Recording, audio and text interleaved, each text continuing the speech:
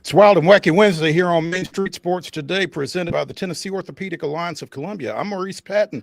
That's Wade Neely. Wade's coming to you from his home. I am actually at Main Street South HQ here in Columbia.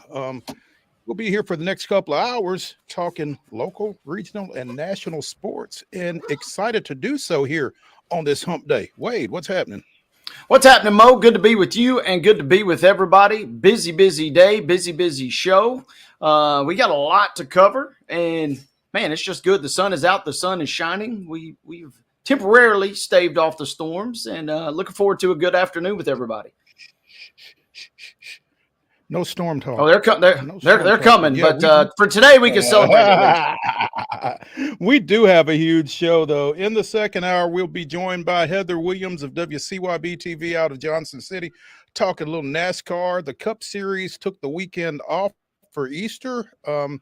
There was racing in Infinity and in the trucks, but we will be heading on to Talladega this weekend. And so we'll catch up with Heather about that in the second hour. In the next segment, I'm excited about this one. Freshly minted TREVECCA Nazarene University men's basketball coach Nate Moran will be joining us. And again, looking forward to checking in with him. Just got elevated yesterday into that role following Kevin Carroll's resignation after 2 seasons to move across town, take over the Lipscomb program. As we talked about yesterday, the dominoes from up east reaching down this way. So I think this would probably be the last domino of that bunch. When you look at it that way, it's kind of funny. But former Battleground Academy guard Nate Moran joining us in the next segment. We'll also be talking some baseball, both collegiately and professionally. Little hoops, little football. There is a little draft thing that starts tomorrow up in Green Bay. We'll be talking a little bit about that. Some college football as the gift that, as Wade says, keeps giving. There's some news out of Arkansas that's going to kind of rattle college football, it sounds like. So we'll talk a little bit about that. Again, NBA playoffs, NHL playoffs, and it is Wild and Wacky Wednesday. Wade and I will close the show by giving you the weirdest, wildest, wackiest, and most wondrous news from across the globe. And I'm going to tell you, you need to stick around for this because there's some technological tidbits that we're going to get to here in that final segment that are pretty wild and wacky. Stick around. Again, going to be a great show. We think they all are. Hopefully you do too because you're here. So Wade, with yesterday's results and today's schedule on the rundown. This is the Rundown. Lock and load, boys and girls. It is Wednesday Rundown action, and we begin with high school baseball scores from last night, where John Overton defeats Antioch 14-1. Beach picks up a 2-1 win versus Gallatin. Ravenwood 10 runs to the good versus Brentwood. It was an 11-1 final. Again, Ravenwood victorious in that one. Columbia picking up a 6-5 win versus Coffee County. It was Cookeville 5, Stewart's Creek 4. Culleoka with a 5-3 win versus Hampshire. Dixon County all over Kenwood, 11-0 your final there. Nolensville topping Franklin last night 4-2.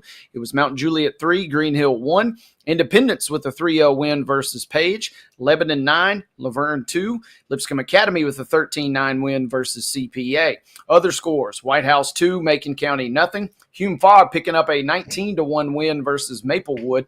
Lawson downing MLK last night. 7-4 was your final there. 7-1 was your final as Eagleville topped the Middle Tennessee Monarchs. Clarksville was a 9-3 winner versus Montgomery Central. Loretto besting Mount Pleasant by 10. It was 13-3 in that district showdown. Murfreesboro Central Magnet squeaking by Giles County. 4-3 was your final down in Pulaski. Nolensville picks up a 10-4 win versus Franklin. Riverdale winning over Oakland 6-3. Richland clubbing 12 runs, just 6 for Hickman County. Nice win for the Raiders there. Rossview with a 14-7 win versus Kirkwood. It was Shelbyville 6, Spring Hill nothing. Siegel with a 2-0 win versus Blackman. Smyrna 7-0 over Wilson Central. Shelbyville picking up a big win 13-4 versus Spring Hill. It was Clarksville Northeast 11, Springfield nothing. Centennial with a 2-1 victory versus Summit. And Zion Christian won not one, but 2 games versus South Haven Christian. The first was 10-9, and the finale went again in ZCA's favor by a count of 7-2. Softball scores from yesterday. Clarksville Christian with an 11-1 win over Franklin Road Christian. It was Stewart's Creek 12, Cookville 1. Nolensville defeats Franklin 10-1. Green Hill sweeps Gallatin 13-0 and 12-2. It was Overton 10, McGavock 6. Rockvale with a 7-6 win over Riverdale. Shelbyville 10-run rules Spring Hill 11-1. Oakland with a 13-2 win over Siegel. Summertown blanks Mount Pleasant 12-0. Independence in a shootout defeats Summit 19-11. Tullahoma 15, Blackman 7, and Wilson Central with a 16-1 win over Laverne. Boys soccer action from Tuesday. Battleground Academy with a 2-0 win over Providence Christian. It was Riverdale and Blackman playing to a scoreless draw. Cookville edges Smyrna 1-0. Zion Christian with a 3-0 win over Franklin Classical. It was Gallatin 3, White House Heritage nothing. Laverne 2, Lebanon nothing. Spring Hill and Lincoln County played to a 1-1 draw. Murfreesboro Central edges Giles County 2-1. Richland 4, Battle Creek 1. This was a tie game late before Richland breaks loose for 3 goals to put it away and claim the district title. And that game can be heard on demand on Pulaski Siegel with a 2-1 win over Rockvale, and Stewart's Creek doubles up Oakland 4-2. Major League Baseball scores from last night. The St. Louis Cardinals snapped the Braves' 4-game win streak with a 10-4 win. The Astros stay hot with a 5-1 win over the Blue Jays. NBA postseason action. OKC takes a 2-0 lead over Memphis, 118-99. A little bit more respectable for performance from Memphis in that one, but a loss nonetheless. And at First Horizon Park, the Durham Bulls come in and open that 6-game series with a 4-2 10-inning victory there. More on that later in the show. Let's go to baseball schedule for today. Action cranks up at 4 o'clock. Mount Pleasant will visit South Lawrence County to meet the Loretto Mustangs. At 4:30, Lipscomb Academy will travel to CPA. Also at 4:30, a doubleheader scheduled, Maplewood on the road at Glencliff. Capping our 4:30 slate is Pearl Cone at Hume Fogg. 5 o'clock showdown for Harpeth, who's at East Robertson. 5:30, we'll see Eagleville travel to Murfreesboro Central Magnet. Hendersonville will visit White House. 6 p.m. start times for Smyrna at Wilson Central. Siegel at Blackman. Beach will be on the road at Gallatin. Culleoka traveling to Huntland. Oakland is on the road tonight at Riverdale. Cookville will visit Stewart's Creek. And capping our 6 o'clock showdowns will be Laverne at Lebanon. A couple of games beginning at 6:30 tonight. Independence will visit Page, and Brentwood will visit Ravenwood. 7 p.m. start time for Green Hill, who's at Mount Juliet. And we have a game scheduled, but we don't have a start time available. Summit set to travel to Centennial. Softball action today. It's a 5 o'clock first pitch for Gallatin at Beach. Also for Waverly at Cheatham County, and for Fayetteville at Mount Pleasant. At 5:30, Spring Hill is hosting Shelbyville. 6 o'clock, Laverne travels to Lebanon, and we don't have a time for Coffee County at Eagleville. Boys soccer action. Hume Fogg goes to Lawson. That is a 6 o'clock first touch. In boys lacrosse, Oakland visits University School of Nashville. That is a 6:30 start there. In flag football action across Williamson County, let's see. Brentwood will play Centennial at 5.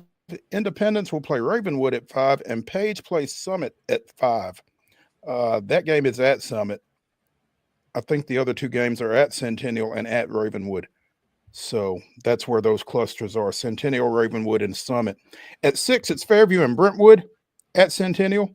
Also, it's Franklin and Independence at Ravenwood, and Nolensville and Page will play at Summit. Again, those are 6 o'clock starts. At 7, Fairview is at Centennial, Franklin is at Ravenwood, and Nolensville is at Summit.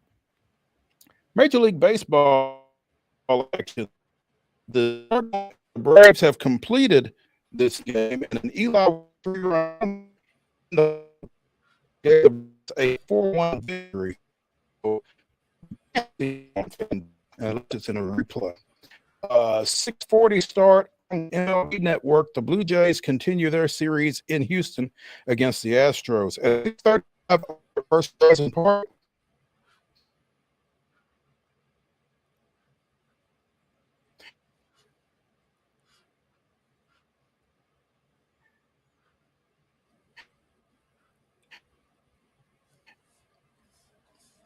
We're losing our fearless leader here a little bit, breaking up right at the tail end of our rundown, Mo. Durham continue. How am I now? We're back with you.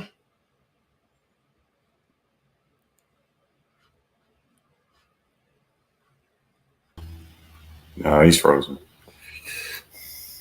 Mo is frozen at the moment, but I can tell you, ladies and gentlemen, that he did let the record show, he battled through it. He did get to the end of today's schedule. So with Wednesday's schedule in the books, ladies and gentlemen, that concludes our Wednesday rundown.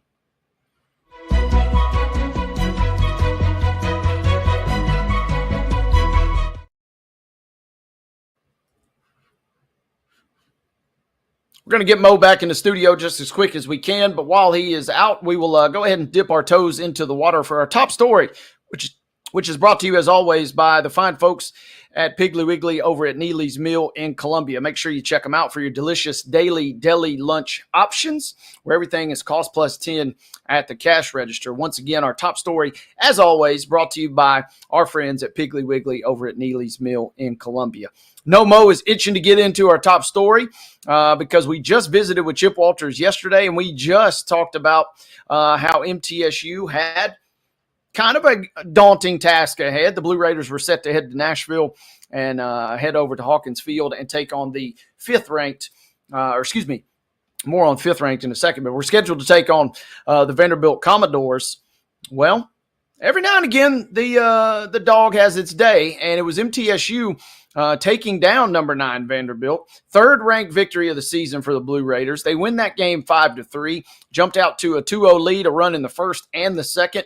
They led it 3-1 after 3 full innings. Vanderbilt kind of creeps back in, ties the game in the bottom of the 6th, but then MTSU springs for 2 runs in the top of the 8th, and again wins that one 5-3. So it was a nice victory for the Blue Raiders. First victory over a top 10 opponent since MTSU beat, well, Vanderbilt back in 2016. They were ranked 5th at the time. So a great victory for MTSU. Non-conference victory. You'd like that to count in the standings. It doesn't really count for a ton in terms of what your conference slate looks like and your matchups and potential postseason opportunities. But a win is a win is a win, and it was a good one yesterday for our beloved MTSU Blue Raiders. And Chip kind of teased it as much. He said they had a chance to maybe do some damage. Western Kentucky had took Vanderbilt to extra innings just a couple of weeks prior. Could not complete the task, but the Blue Raiders were up for it last night. Again, your final in that showdown was 5-3 as Middle knocks off Vanderbilt. And I think Mo is back with us. I am. Emma, can you? Yeah. Come on back. Yeah, cool. Let's. I'm not sure if you mentioned it, Wade.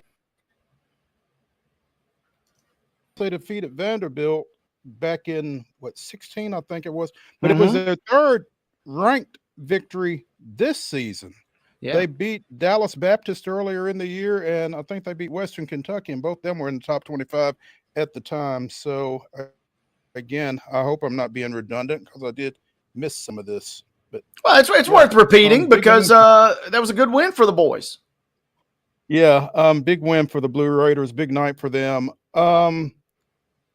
Let's go ahead and take a break here on Main Street Sports today, as it has already been a wild and wacky Wednesday, and we'll see if we can get my connectivity straightened out before we come back. Stay tuned.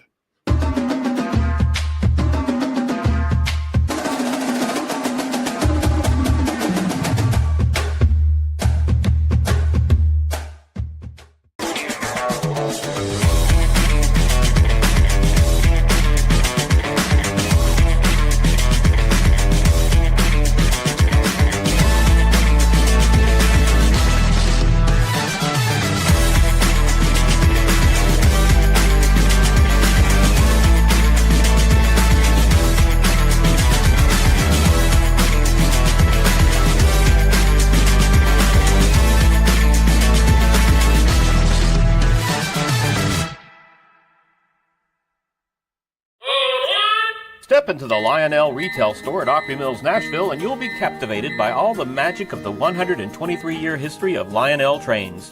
Whether you're already a train enthusiast or just getting started, Lionel will energize your love for trains.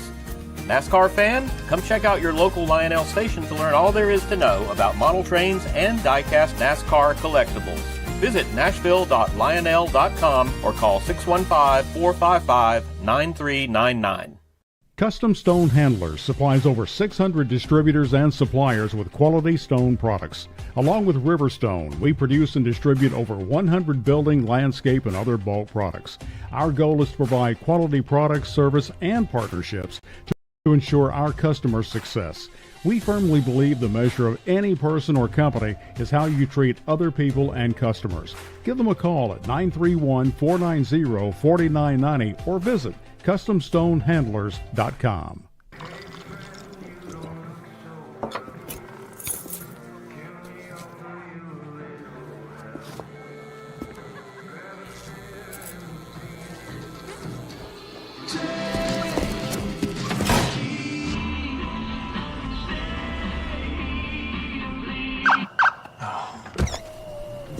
You're seeing the signs too, right? What signs?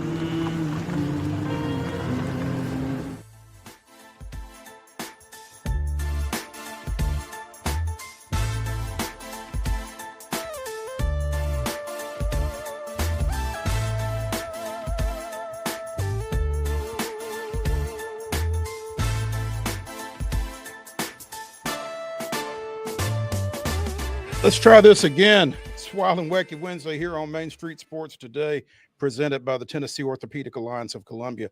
I'm Maurice Patton. That's Wade Neely, and we are awaiting the arrival of TREVECCA men's basketball coach Nate Moran, who was named yesterday again to succeed Kevin Carroll in that role. Carroll, after 2 seasons, takes over at Lipscomb, where Lenny Acuff had recently stepped down to take over the Samford men's basketball coaching position, which became vacant when Bucky McMillan left to go to Texas A&M.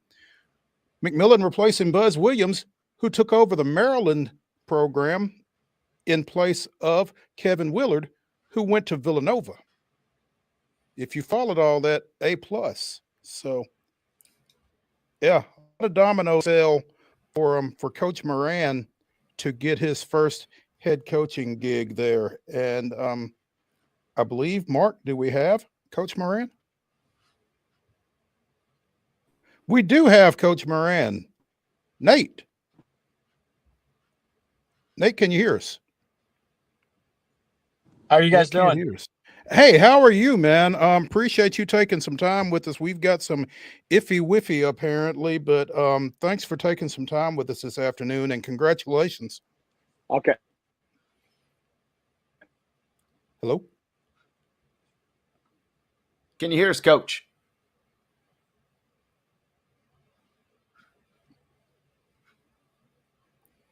I guess that's a no. Again, Nate stepping into his first head coaching role, and I'm sure one of the things he'll be dealing with is questionable internet. So we're hoping we can get him back in here real soon. Big move for him. First head coaching role, taking over a program that's had a lot of success here of late. The 35 wins over 2 seasons under Carroll was a high water mark since TREVECCA had made the move from NAIA to NCAA Division II play. Hey, Coach, can you hear us? He's working through it. I can see the processes going through his brain there, trying to figure it out. But yeah, I understand. He's a Lipscomb grad. He'll be able to get it done. Yeah, he'll be able to get it done. And you're right. I mean, we talked about it a little bit on the show yesterday. It feels like a great move for Nate, and it certainly feels like a great move for TREVECCA. There's so many kind of just easy things to get excited about, the connection there, obviously. And then, of course, the pedigree kind of speaks for itself. So hopefully we can get Coach dialed in because I'm looking forward to picking his brain here. Yeah, and one of the things that you pointed out is his connection with Will Martin, and the success that Will has had over his career, and kind of coming off of that tree to some degree. Like you said, really exciting for him to get his shot in a head coaching role. The two of those guys work with Sundance Wicks, and he's out at Wyoming now. He has also coached at the NAIA/D2 level. He was over at Lee University with Bubba Smith, who played his high school ball at Hendersonville, by the way. So he's been with some good folks, and now getting an opportunity to take over his own situation. I'm sure that's really exciting for him. And again, hopefully we can hear that from him here in the next little bit. Yeah, it's kind of what I was alluding to, the fact that it's a good hire for TREVECCA, but obviously this is just a real seminal moment, I suppose, kind of cementing, if you will, what has been brewing for a guy that a lot of folks have kind of had on their radar as a young and kind of up-and-coming coach.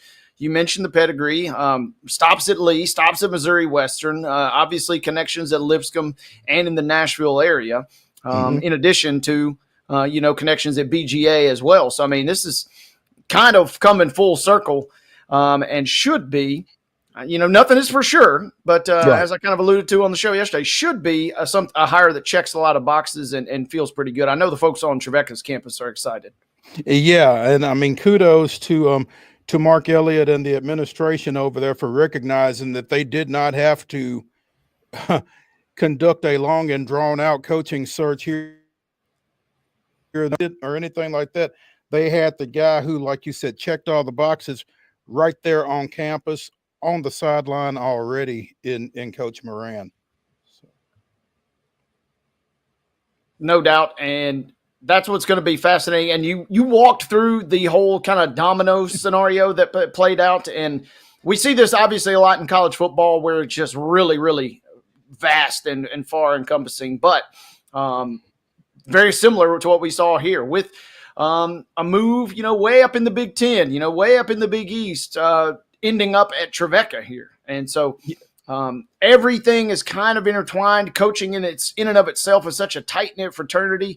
The moves get made and they fall, and those dominoes fall and they come quickly. So that's how we kind of end up in this situation with Coach MORAN here now taking over at TREVECCA. Yeah, and I believe we've got him. Nate, can you hear us? Yes, I can hear you guys. Can you hear me?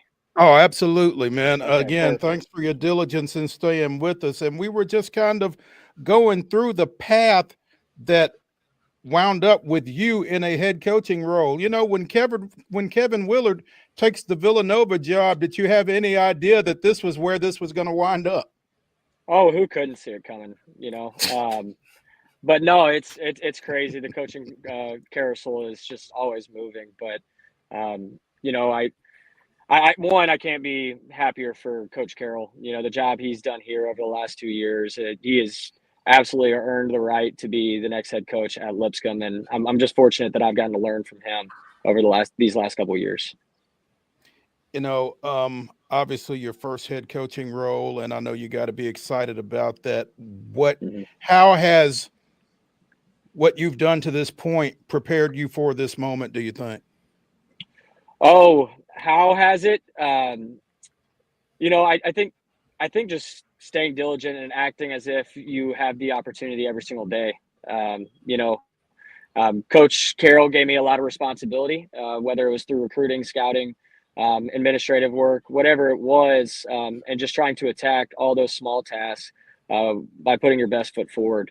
So is anybody ever truly ready for these opportunities? They could probably say they are until they actually step into it. But I know I'm grateful for this opportunity, and I know I'm going to work my tail off to try to give TREVECCA the best opportunity to win and produce a product that everybody would be proud of. Coach, we know it's been a whirlwind, but what immediately have you kind of done? Have you located your office yet? Have you got a quick lay around of the facilities? Kind of walk us through the last 24 to 48 for you. Oh, hey, see, the good news is that I know where the offices are because I spent plenty of time up there in meetings these past couple years. So, But yeah, you got to that slide the was nameplate over now, though. that's right. That's we need to talk to our athletic director, Mark Elliott, about getting that done as fast as possible. But no, the last 48 hours has been more just trying to talk to our guys. We have a good young group and young core returning. And so making sure that they're still excited about what's to come. What we've built is a winning culture. And what I've been talking with the guys is we also want to create a new standard, and that's a championship standard, competing for the top of the league year in and year out. So that's really what it's been. A lot of recruiting calls, trying to make sure that we put the best product on the court. And then just talking with administration, alumni, seeing how, I can better help them and how they can, be able to serve me as well. If we're being completely transparent, this is my first collegiate head coaching job. So there will be a little bit of adjustments there, but working at a place like TREVECCA, I know that there are plenty of people that want to help and that will help. And so I'm just extremely fortunate. You've had obviously some great run under Coach Carroll. Have you even had time to process what will the Nate Moran kind of experience, for lack of a better term? What would you like to implement and kind of put your own thumbprints on the program? Yeah, that's a great question. And Coach Carroll's thumbprints will be all over it, because of the impact that he had on me. So to say that, it's going to look completely different, I wouldn't think so. Who knows? All of a sudden, we get a couple of guys and I might tweak some things. Yeah. But I can tell you this, is that our guys will be a group that plays extremely hard and is extremely connected. And so that is something to look forward to every single night, that they're going to bring their absolute best, not just for the program, but for TREVECCA's community and Nashville's community as a whole.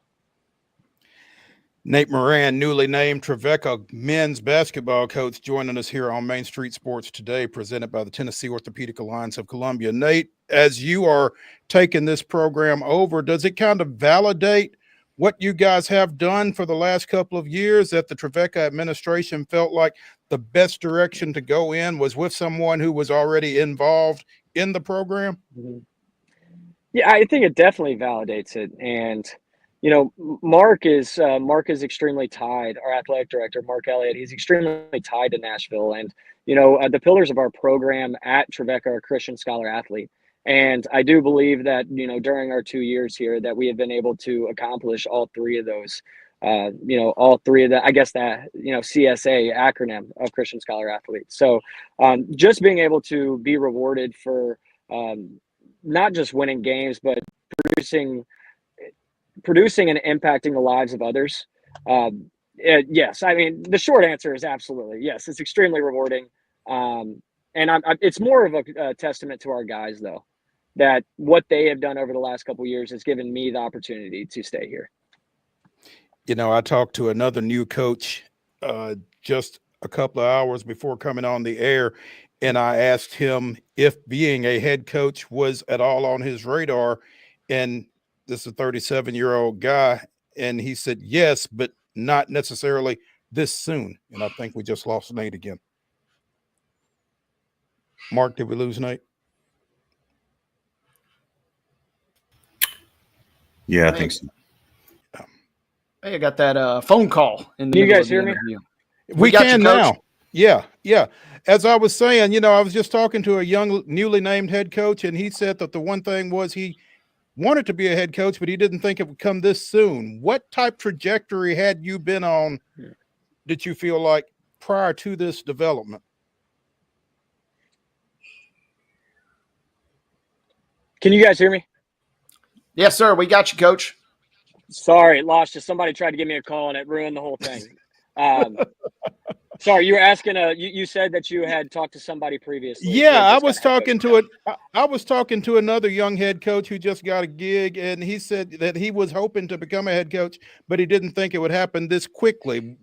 Was that a reaction for you, or where are you in your development as far as that goes? Were you looking at a head coaching role somewhere at some point? Sure. I was a high school head coach a couple of years ago up in Akron, Ohio.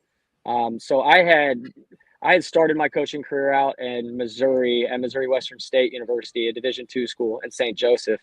And then I was at Lee University for 2 years. My wife and I had our little boy, Roman. And when that happened, I thought I might want to get out of college basketball at the time. So I took my wife's alma mater's job up in Akron called Copley High School. And so I did that for a year and had an unbelievable experience. So having the opportunity to be a head coach again, especially in my hometown, is something that absolutely I've had my eye on it for a little while. I didn't know when it would be, where it would be, but I'm just very glad that it's here, in a place that, you know, I've loved since, you know, because I've lived here my entire life. So to answer your question, do you ever know when it's exactly going to be? Probably not.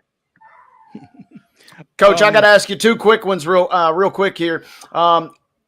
It's been a while, but how soon could we maybe get a new episode now that you're the new TREVECCA head coach? How soon can we get a new episode of Mind of a Coach? That is a fun podcast, and I miss it a little bit. Yeah, it's something I would have to talk to my co-host about when we would be able to make another one. But gosh, that was a fun time. We started that podcast during COVID and had a bunch of good episodes with a bunch of people that are much smarter than I am. And so it was just an unbelievable opportunity to learn from them. I don't know if that podcast is shut down, if it'll make a comeback. We'll have to see. I look forward to that. Second question, and tell the truth here. Coach Will Martin, Coach Sam Martin, which one did you text first with the news? Be honest with us here. Oh, goodness. Probably simultaneously. Okay. Group text. Yeah, group text, right? I'd say Will Martin or Sam Martin. Is that the question? Yeah. Which brother got the first text there? I want to know. People are wondering. Okay, we're not going to lie about it. It's Sam Martin. Sam Martin got the first text. I thought that was the answer, and that was the correct answer. So thank you for clearing that up. Sorry, Coach Will. He's going to be a little upset, but them's the breaks, Coach. Well, the difference there, though, is that Sam probably has somebody that Nate wants to recruit at some point. That's smart thinking right there. Absolutely. And that Nate cuts out as Coach Will Martin calls and says, "Come on, man, you just put me on blast right there." Yeah, right. He's back in with us now. Yeah, we were just saying that the difference in your text order was probably that Sam over at CPA has somebody that you want to recruit. I tell you what, Sam is, Sam is one of my best friends in the entire world. Sam is world class and does an unbelievable job wherever he is. You know, he was at Zion Christian for a couple of years as the athletic director and men's basketball coach, and now at CPA. So just being able to bounce knowledge off him and, see everything that he could provide for me in a short amount of time. It was a little bit of an informational session for me, as much as me calling to update him. Nate Moran, the new men's basketball coach at TREVECCA Nazarene University, joining us here on Main Street Sports today, presented by the Tennessee Orthopedic Alliance of Columbia. Coach Moran, we appreciate it.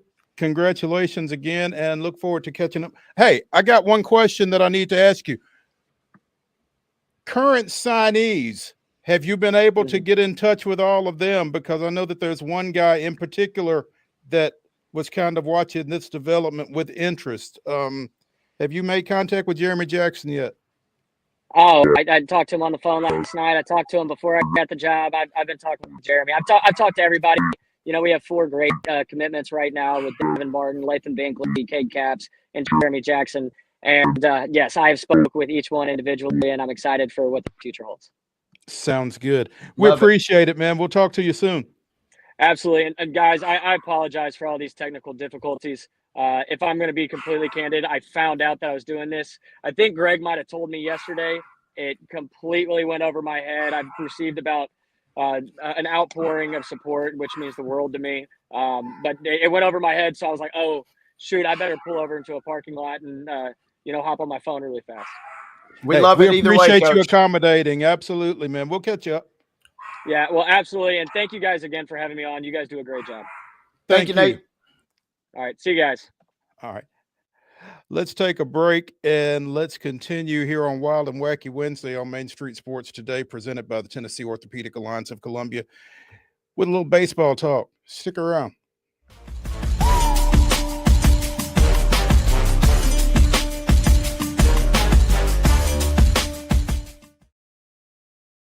At Delta Dental of Tennessee, we know our success begins and ends with providing superior quality service, and that includes serving those who need it most. This year, we're celebrating 25 years of giving back to the community we call home. Delta Dental, along with our Smile 180 Foundation, supports Tennessee's dental colleges and oral health education, children's hospitals, free and reduced cost dental clinics, and other like-minded charities. Here's to the next 25 plus years of ensuring healthy smiles.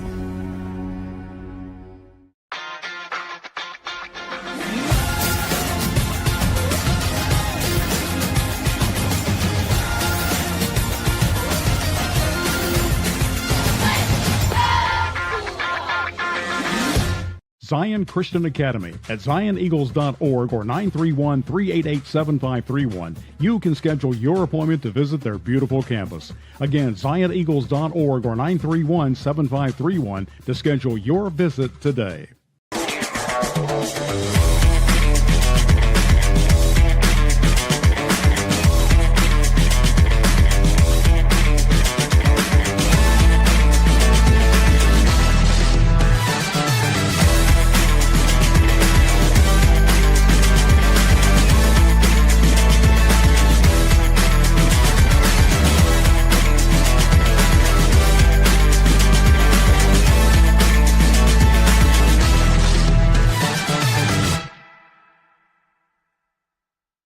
A game without a crowd is just a scrimmage.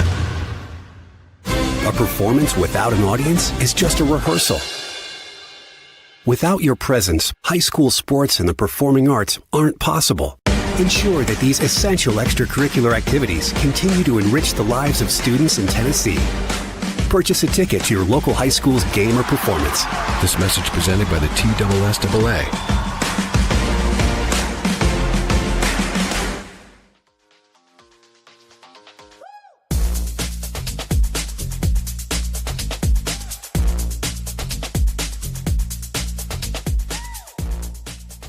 Wild and Wacky Wednesday continues here on Main Street Sports Today, presented by the Tennessee Orthopedic Alliance of Columbia. That's Wade Neely. I'm Maurice Patton, and it is our Braves segment, which means it's time for This Day in Braves History. Mark, hit it.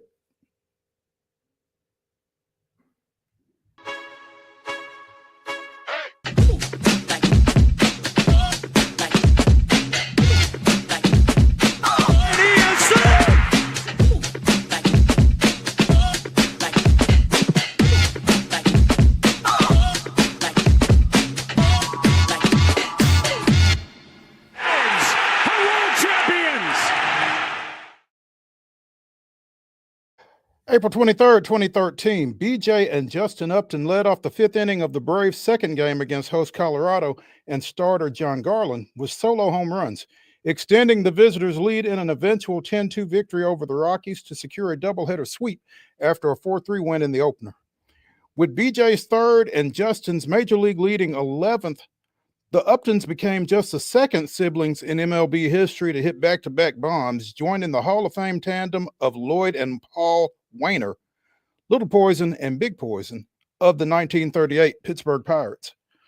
That was This Day in Braves history. There were bombs last night, but it was the Cardinals hitting most of them in a 10-4 victory, as the Braves bullpen game went about the way you would have figured. But St. Louis scored late to kind of pull away in that one. Offense had a couple opportunities to score some runs and didn't in that 6-run loss that snapped a 4-game winning streak for the Braves. But they bounced back, as we mentioned during the rundown. Eli White snapped a 1-1 tie in the bottom of the 8th with a 3-run homer, and the Braves win 4-1 to complete a 5-1 homestand. Much needed with that sweep over the Twins over the weekend, and then taking 2 of 3 from St. Louis this week. They head out west again after an off day tomorrow. I believe they go to Arizona. So hopefully the good vibes can continue when they head back out west here. But big win today after last night's loss.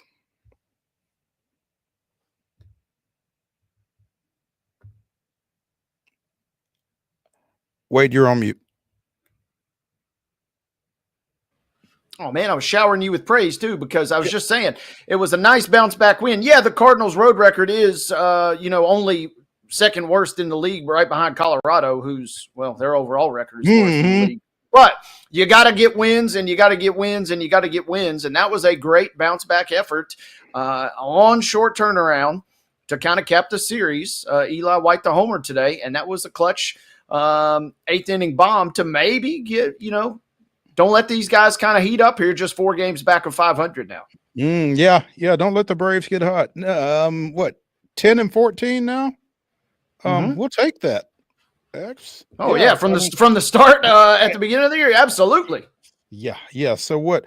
Started 0-7, so 10-7 since.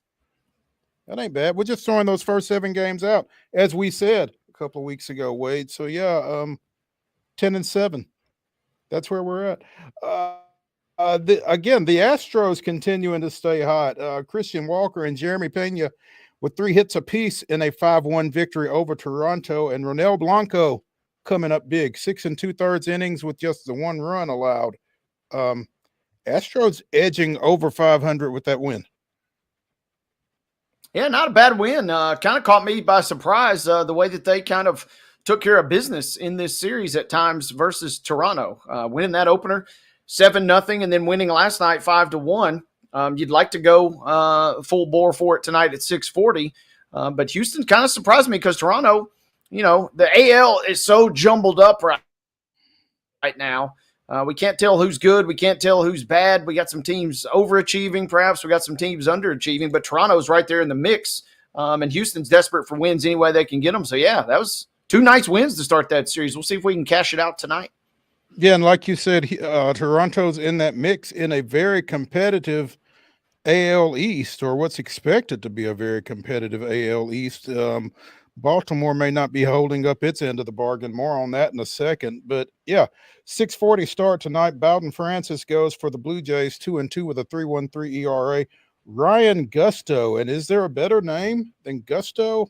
And he's got to be on the short list, and he's also 2-1 with a 3.18 ERA. So I imagine the Astros will take the field with a little gusto behind him tonight. That's got a chance to close out a sweep here, like you said. You get greedy once you get the first 2.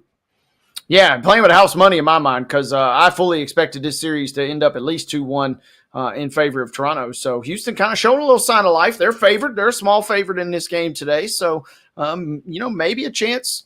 Can't win anything of substance today, but you can certainly kind of creep. Only 2 games back. Texas looks pretty good. Seattle looks pretty good, but we really don't know if any of those teams in the AL West are any good. And so somebody's got to win it. Maybe Houston can claw into contention. And like you said, Houston 2 games back, tied with Seattle. The Mariners playing at Boston this evening. So, you got a chance to, end the evening in second place, potentially. And, second place on April 23rd doesn't give you anything, like you said, but it makes you feel pretty good for where you come from, kind of like the Braves at this point. So you always take a win. Yeah, Houston is up. This puts me to sleep a little easier tonight. Houston has finally crept above 50% to make the playoffs. So that at least gives, I'll take 50% at this point, 52.3 as we speak this afternoon.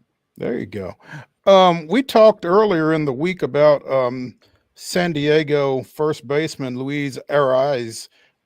He is on the concussion injured list, the 7-day list after that collision over first base on Sunday Night Baseball. So the Padres will have to be without him for a little bit. It hasn't affected them on the mound, though. They defeated Detroit 2-0 yesterday. It's their 7th shutout victory of the season. They played 24 games. The last team that threw shutouts in 7 of their first 24 games was the 1992 Atlanta Braves. So that's some pretty good company that the Padres are keeping. They are a game up on the Dodgers in the NL West. And, clearly, giving the Dodgers the best team money can buy, all they want to this point of the season. Yeah, and San Diego is one of, I believe, 4 teams that have not been shut out. It's them, the Brewers, and two other. I think the Red Sox, and I forget the other, but San Diego getting it done, pitching for 7 shutouts, and then not being shut out themselves at this point in the season. They are playing well. I think that is definitely a surprise. The question will be, do they have the goods to hang on for the entire season? That is going to be a fun division to watch as the year progresses. Yeah, if they can stay healthy, and if the Dodgers can overcome some health issues, which with all of the bodies that they've collected, you'd like to think that they could put enough out there to be pretty representative. But it'll be interesting to see how well they deal with some of the issues that they've already got from an injury standpoint. So. How foolish of me, Mo. How foolish of me. It's the Astros are the 4th team. It's the Red Sox, the Padres, the Astros, and the Brewers. And the Brewers. The 4 teams have not been shut out. Yeah. Wow. Yeah. I knew it wasn't the Braves. So yeah. Talked about Baltimore and their struggles in the AL East, helping them in those struggles, or helping them struggle, maybe. Charlie Morton, I don't know if you saw it, Wade. They got blasted 24-2 on Sunday by Cincinnati. Charlie went 2 1/3 and gave up 7 runs to start that 22-run loss. He is now 0-5 with a 10.89 ERA. Double-digit earned run averages are typically not good. I don't know that they've ever been good. So there's talk about him possibly going to the bullpen for Baltimore. And 1 year, $15 million deal that they signed with him to bring him in for his veteran presence and his abilities as an innings eater. But when you're giving up almost 11 runs per 9 innings, I don't know if those are the innings that you want to be eating. So Baltimore's going to have a decision to make with the former Brave right-hander here before too long, it seems like. Yeah, and, we're talking about a consideration for the bullpen now, but on a 1-year deal with that record, with that ERA, with these recent results, the bullpen may be just the beginning of what we're talking about if things continue, because that is not exactly a lengthy deal to be on. They wouldn't have to cut a lot of bait if they decided to make a move. So maybe they can get it turned around. You mentioned it a moment ago. They have not played well to start. The good news for them, ALE still kind of jumbled up, still kind of wide open. Maybe it's that way the whole season, but for now, they have not kind of held up their end of the bargain. Yeah, nobody's really pulling away over there, but Baltimore's certainly not taking advantage of that fact either. So, and that's a team that, got into the postseason last year, didn't stick around very long, but got in. They've got postseason designs and then some, and that's why you go out and get a Charlie Morton over the offseason to kind of push you in that direction. And he's kind of pulling them in the opposite direction right now. And, for whatever the Braves did or didn't do over the offseason, it kind of makes not re-signing Charlie, unfortunately, look like a pretty good idea. So things are bad at the back end for Philadelphia as well. Over the weekend, they blew yet another save. It was their 6th of the season. No other team in the majors has blown 6 saves to this point. So I would say I feel bad for the Phillies. We all know better, but that's tough to deal with when you are considering yourself and being considered as one of the top teams, certainly in your division, probably in the National League. 6 blown saves is a tough thing to deal with. When you get it to that point, you'd like to feel like you've got it nailed down, and obviously that hasn't been the case for Philadelphia to this point. So tough sledding as they try to chase the Mets, who are playing some pretty good ball, he said grudgingly. Yeah, I mean, you took the words right out of my mouth. Philadelphia is squandering opportunity after opportunity, and the Mets were horrible to start the year, but they have come on like gangbusters here, and Philadelphia has never kind of course corrected. They find themselves in a real precarious spot. I mean, they're just a game and a half up on the Marlins at this point. So, I mean, things are pretty grim for them. So grim, in fact, they brought in John Kruk as what they're calling their emotional support announcer. Krucky's kind of trying to rally them a little bit. I mean, they are talking. It's Philadelphia, so regardless of what sport it is, they want to win every single game. And if they don't win, the season might as well be canceled. So, they brought in Kruk to try and speak some, positivity. And Kruk is saying, I don't know how you make up 3 games when you got 100. He's kind of tongue in cheek here. He says, I don't know how you make up 3 games when you got 130 plus to go.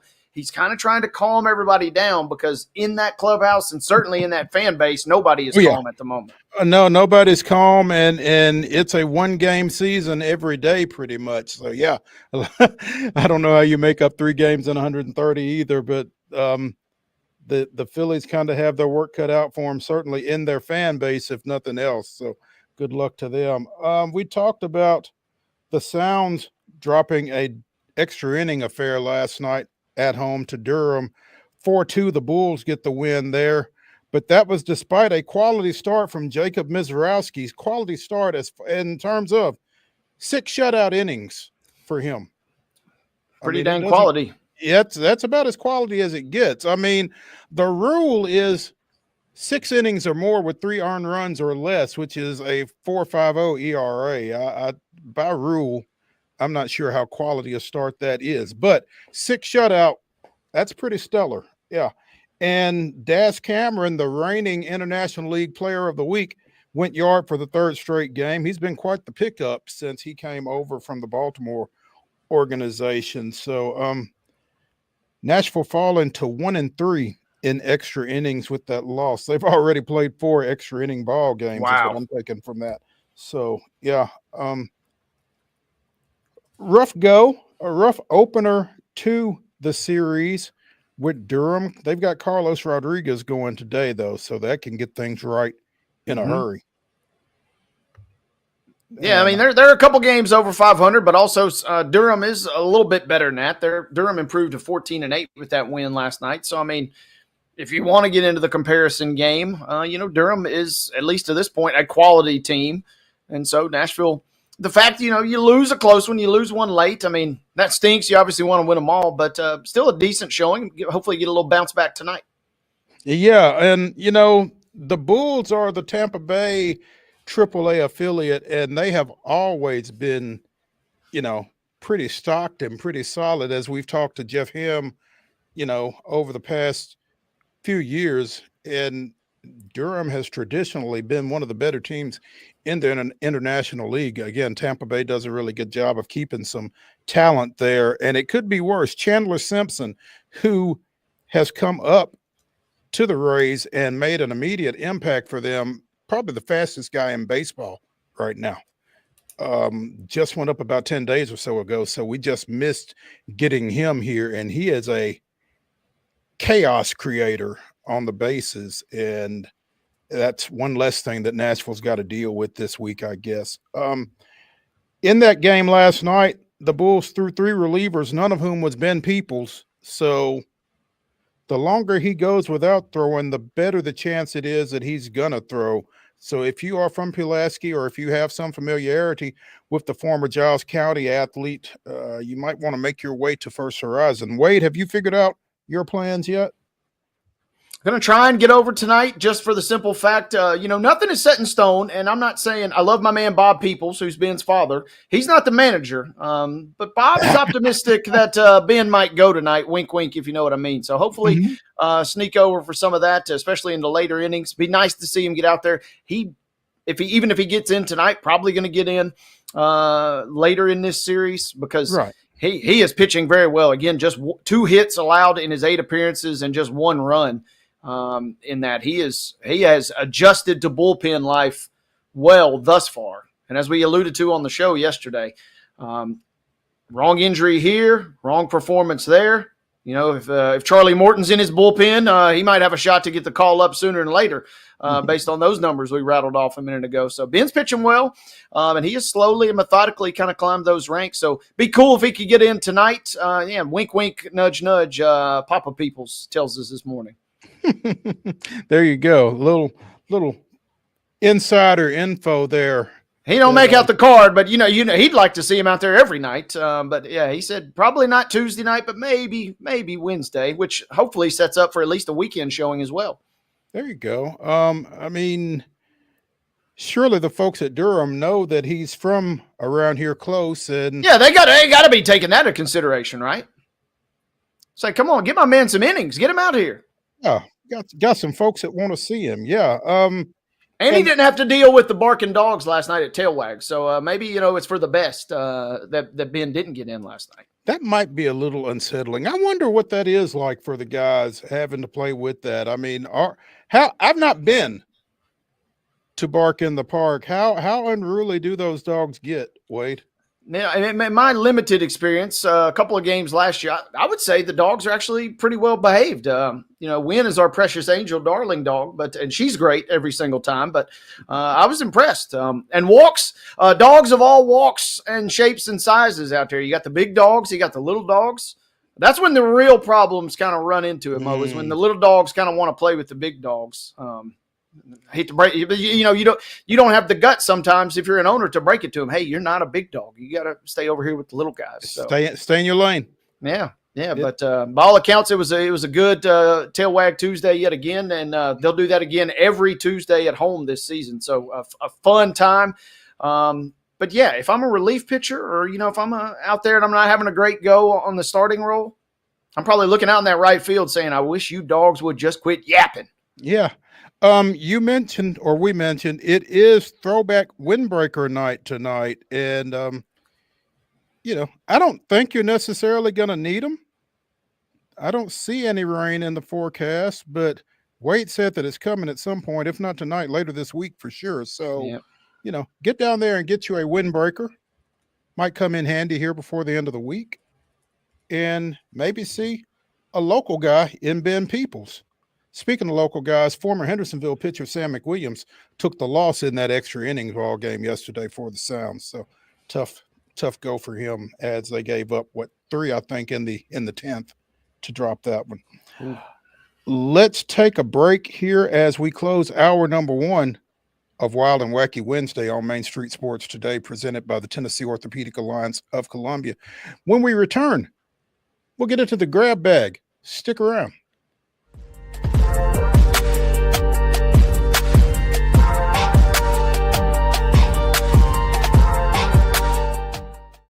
Hi, I'm Dr. Vilay Saisuka, CEO and founder of Premier Foot and Ankle Centers of Tennessee here in Murfreesboro. We offer foot and ankle care from ingrown toenails to diabetic foot wounds. We also fix ankle fractures and things like that. Call us today to schedule an appointment. We look forward to seeing you. Because here at Premier Foot and Ankle, we believe that the journey begins with happy feet.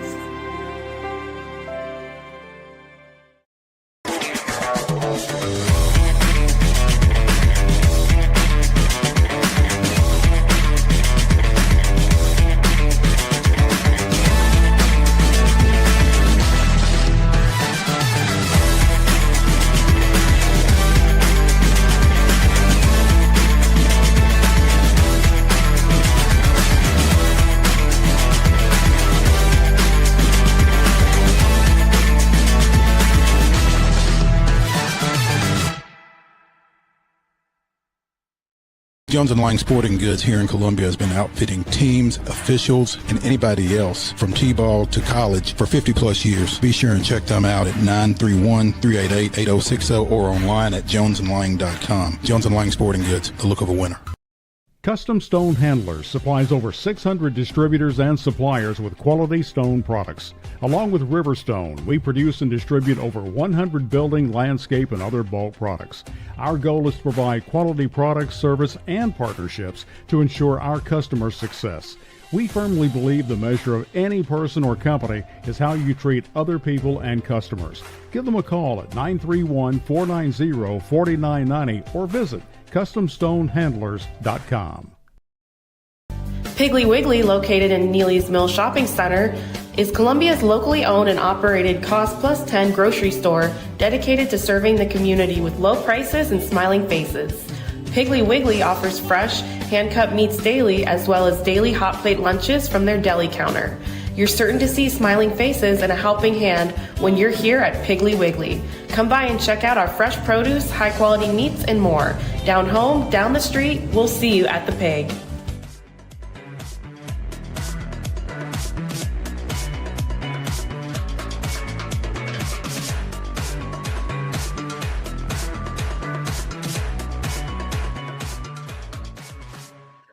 Well, and Wacky Wednesday continues here on Main Street Sports Today, presented by the Tennessee Orthopedic Alliance of Columbia. In our final segment, Wade and I will bring you the weirdest, wildest, wackiest, and most wondrous news from across the globe, so be sure and stick around for that. Right now, let's get into the grab bag, and let's start with some unfortunate news.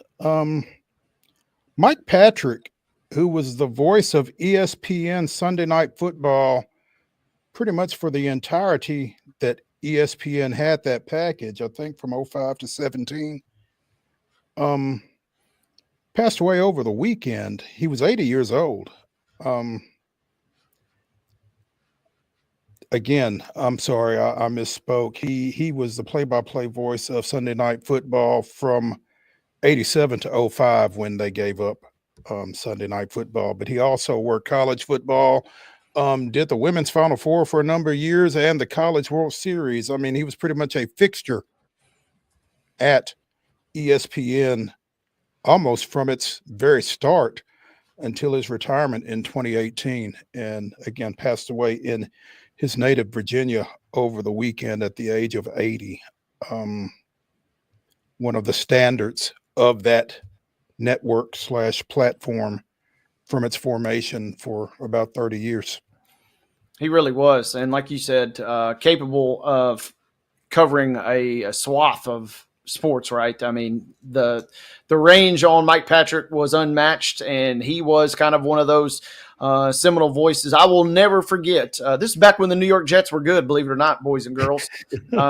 On my birthday, the Jets beat the Saints on November 4th, 2001, which the game kind of nondescript, but I'll just remember it was the Jets were good, so you kind of remember those things. But Vinny Testaverde getting them a win, Mike Patrick on the call, and just listening to that game and watching it, I was just like, man, this guy has got the goods. And the fact he was able to cover so many different events, bring so many stories from a wide variety of realms and kind of weave them all together, using that experience to his advantage.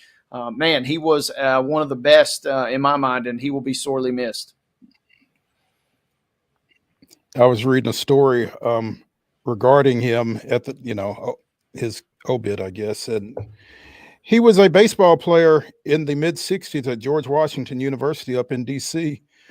Said, I stumbled across a leaflet on a bulletin board. The college radio station needs talk show hosts, newscasters, sportscasters. So, that sounds like fun, and fun was all I ever cared about. I was almost thrown out of college for having bad grades until I saw this sign on. Went and talked to the folks, said, I'd like to be a sportscaster. They said, we've got a show at 4, and he was doing it. This was at 12:30, he said. And from that day, I was hooked. To this day, I loved every game that I did, even the bad ones. And it's just funny, the number of folks that kind of find their way into this business, just kind of stumble into it and really make the most of their opportunity. And Mike Patrick certainly did that, from a guy who one day had no idea what he was doing and almost was not in a position to do it because he wouldn't have been in school, to, the top of his field, basically. So he will definitely be missed. The Titans, as we have mentioned ad nauseum for the last 4 months, are on the clock for about another 24 hours or so.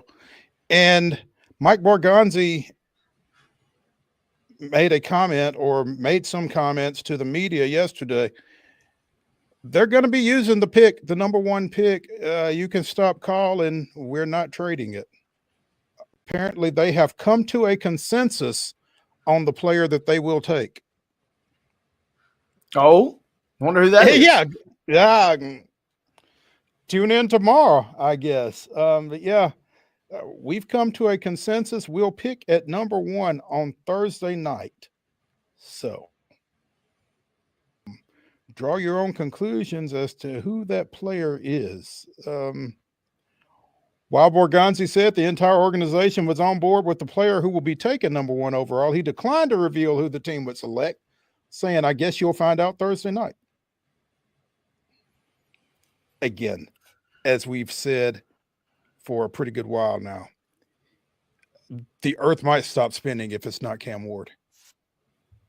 You have to bet $20,000 to win 100 right now on Cam Ward being number one. Abdul Carter's drastically behind at number 2, but yeah, it's Cam. Like we said, you know, he goes on Fortnite, and that was the 21st century stamp of approval there when he all the goods and all the right things. And Heather made a great point when she was guest hosting last week. I mean, in addition, yes, you know, put the franchise and the state of the product on the field to the side.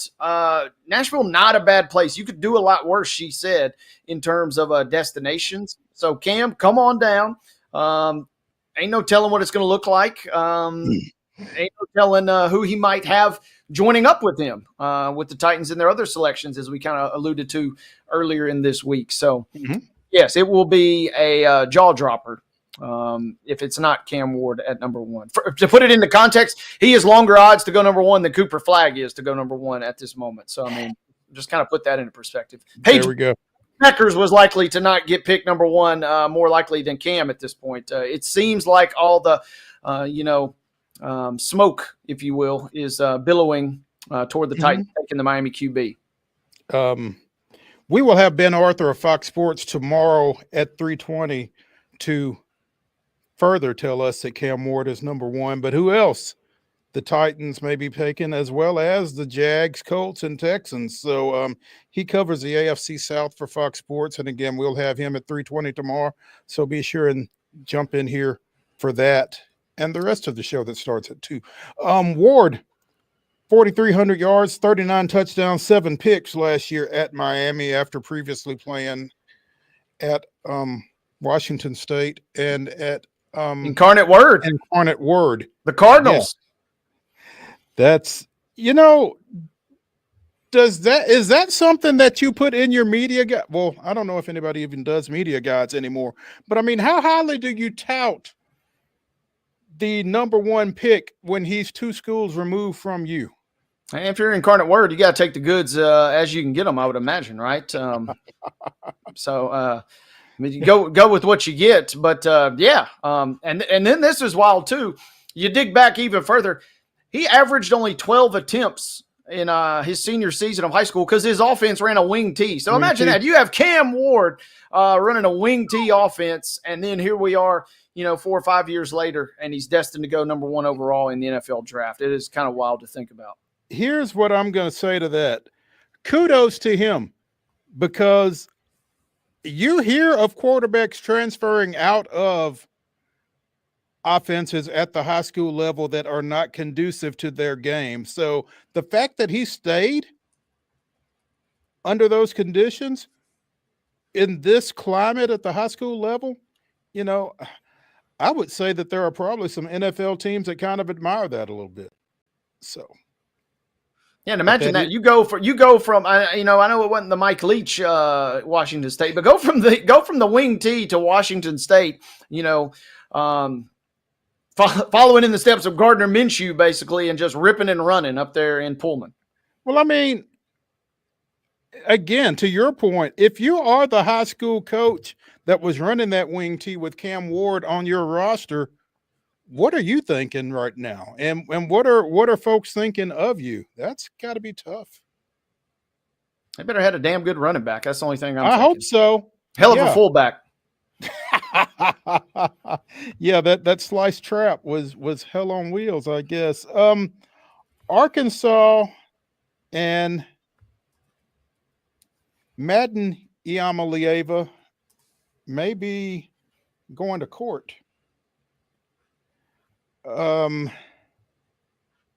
Over some NIL money that's been paid that the Arkansas NIL collective may feel like they need to get back.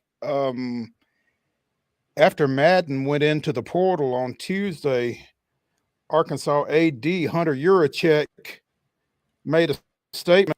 I have the leadership team at Arkansas and express my support in their pursuit to enforce their rights under any agreement violated by our student athletes moving forward. We appreciate Edge's investment in our student athletes and acknowledge the enforcement of these agreements is vital in our new world of college athletics. We look forward to continued dialogue with all parties resolving these matters. And I mean, when guys are coming in and transferring out without ever having played, but they've gotten some upfront money, you don't just get to take that and go, I wouldn't think. And I don't even know why this would be an issue. You got to know that as a player, don't you? You would think. I mean, but we talk about it a lot. I mean, financial literacy is a class that should be taught earlier and earlier and earlier, it seems like.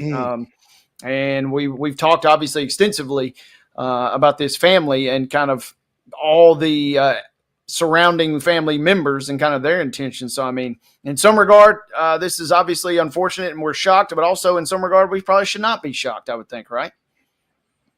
Yeah.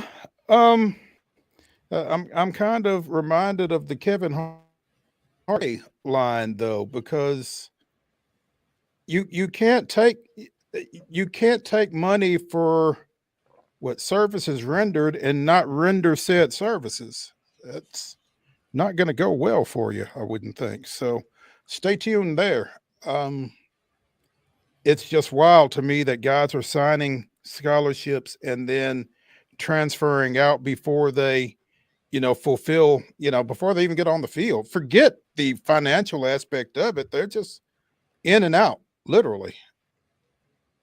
And I mean, it's kind of the seedy underbelly of where we're at with college athletics, but I would imagine too, I mean, there will be lawsuits at some point, hey, you dipped out before you fulfilled, so you got two choices. We'll take you to court and we're going to get that money one way or the other. You can give it back to us or we could take you to court.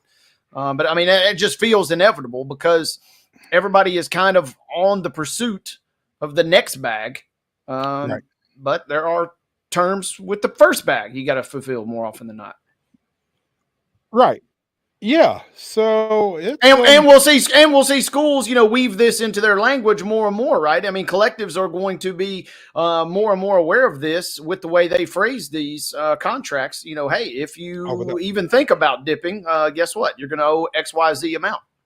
Yeah, they're gonna close those loopholes and that kind of thing. Got to and make it even more ironclad, you would think, so that a guy doesn't come in and then if spring practice doesn't go the way he expected, or if somebody else shows up or whatever,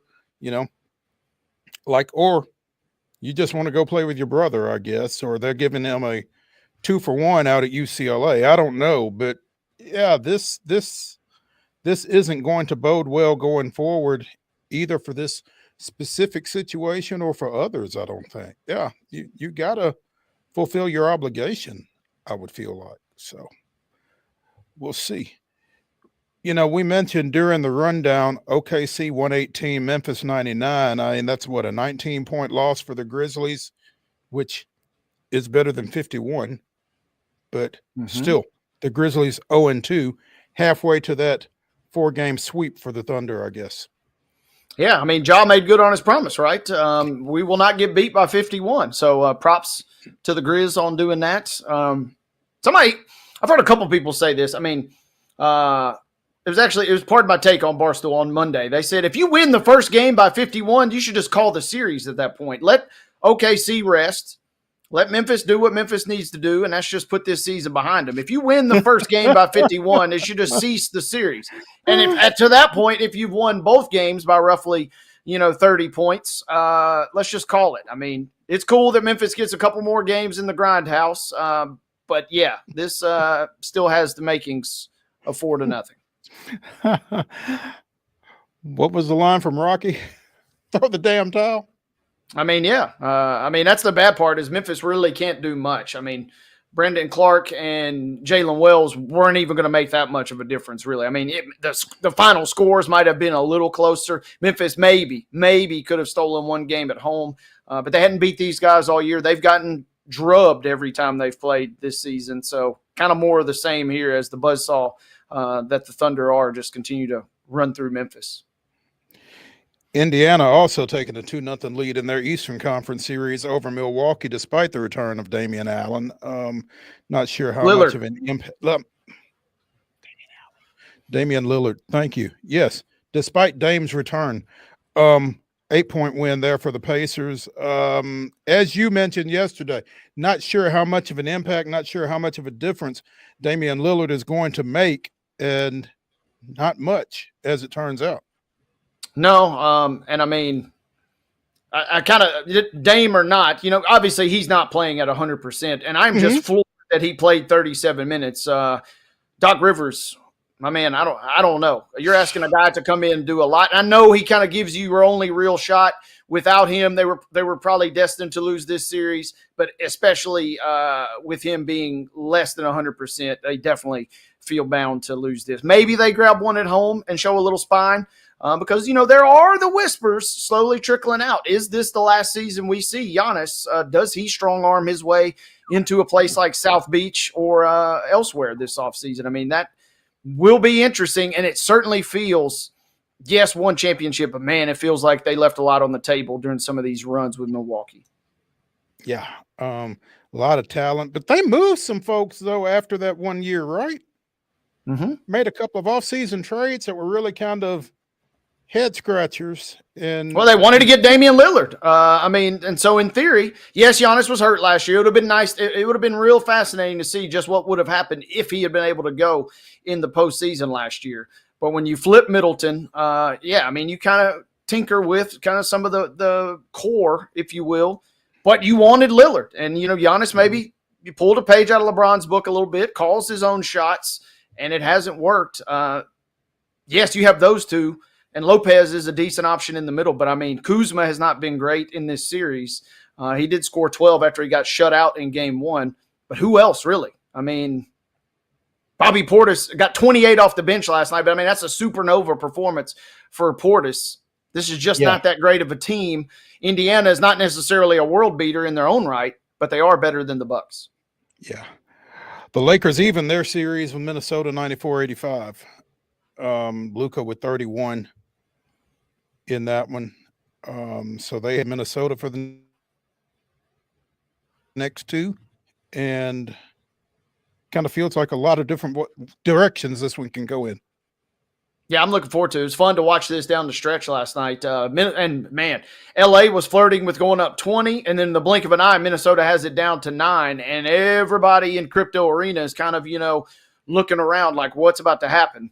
Got just a little loose with the basketball. Minnesota get a couple key turnovers. LeBron with a nice steal and a finish that kind of spun that game on its head right there toward the finish. I'm not sold on the Lakers in this series just yet, but I'm also not sold on the Timberwolves. Again, I stay by it. It feels like this one is destined for 6 for sure, maybe 7. Boston and Orlando play again tonight, as do Cleveland and Miami. But, the attention will probably be on Golden State and Houston in the late No game. doubt. No doubt. Orlando gave Boston a little bit of a scare in the first half last time out, but beyond that, I mean, we're just kind of sleepwalking here with the Cavs and the Celtics, and all eyes will be in Houston tonight. That's going to be an epic showdown. Golden State maybe snuck away with one. I'm fascinated to see. It was an absolute ugly rock fight in that first game. In theory, you're going to get a little more free-flowing basketball in this one tonight, but it should be electric. Houston has got to be on high alert here because if you go down 2-0, even though you may be the more talented team, it may be too big of a hole for them to dig out of. 4 NHL playoff games last night, only one decided by 1 goal. Carolina defeated Jersey 3-1. It was Florida 6, Tampa Bay 2. Minnesota with a 5-2 win over Vegas, and Toronto edges Ottawa 3-2 in overtime. So yeah, the drama has been there for sure. Already multiple games gone to overtime. More on Tampa in a second, I guess. But Toronto feels, they do this every year. The Cowboys, the Yankees. I mean, they get right there and they're supposed to do things. So I'm not sold on them all the way just yet. But man, they look good. Max Domi with a late goal in the overtime session to get them to that 3-2 win to go up 2-0. But meanwhile, real quick, the defending champs, the Panthers, what a difference Kachuk makes, right? He returns, and they immediately look way better. They had absolutely sagged off a cliff from the end of the Four Nations face-off. But with Kachuk back in the lineup, 2 goals and an assist, yeah, Florida's back on. They can dare to dream about hoisting Lord Stanley yet again. Tonight, you've got Montreal at Washington. The Canadians trying to even that series at 1 apiece. You've also got Dallas at the Avalanche.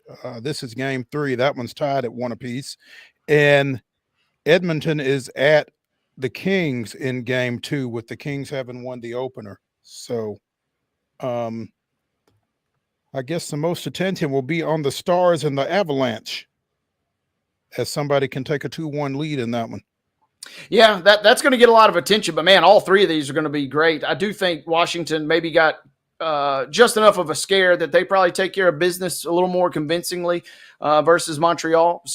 Sorry to my good friend and loyal Canadian Guy Schaefer fan, but I'm sorry, fella, you're going to lose tonight to the Caps. But the real game that I want to see is the Oilers and the Kings, because the Kings were able to fend off a crazy comeback from the Oilers just a couple of nights ago. Hang on for the win.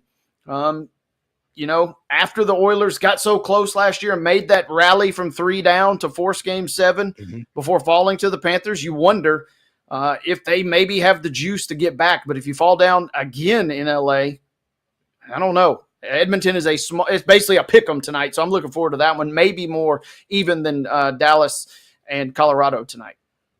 There we go. Let's take a break here on Wild and Wacky Wednesday. When we return to Main Street Sports Today, presented by the Tennessee Orthopedic Alliance of Columbia, we'll be joined by Heather Williams of WCYB-TV out of Johnson City, talking a little NASCAR. Stick around.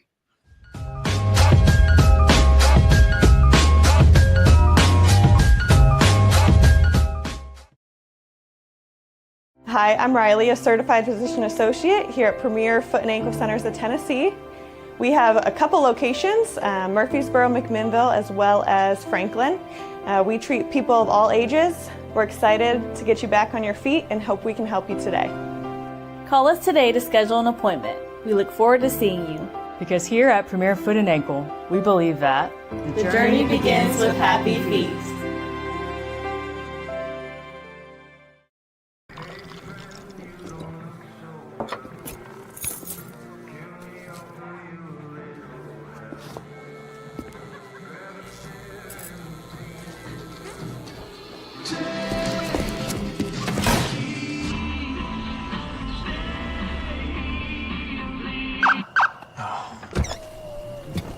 You're seeing the signs too, right? What signs? Jones & Lang Sporting Goods here in Columbia has been outfitting teams, officials, and anybody else from T-ball to college for 50 plus years. Be sure and check them out at 931-388-8060 or online at jonesandlang.com. Jones & Lang Sporting Goods, the look of a winner. Zion Christian Academy at zioneagles.org or 931-388-7531. You can schedule your appointment to visit their beautiful campus. Again, zioneagles.org or 931-7531 to schedule your visit today. Piggly Wiggly, located in Neely's Mill Shopping Center, is Columbia's locally owned and operated cost plus 10 grocery store dedicated to serving the community with low prices and smiling faces. Piggly Wiggly offers fresh, hand-cut meats daily, as well as daily hot plate lunches from their deli counter. You're certain to see smiling faces and a helping hand when you're here at Piggly Wiggly. Come by and check out our fresh produce, high-quality meats, and more. Down home, down the street, we'll see you at the Pig.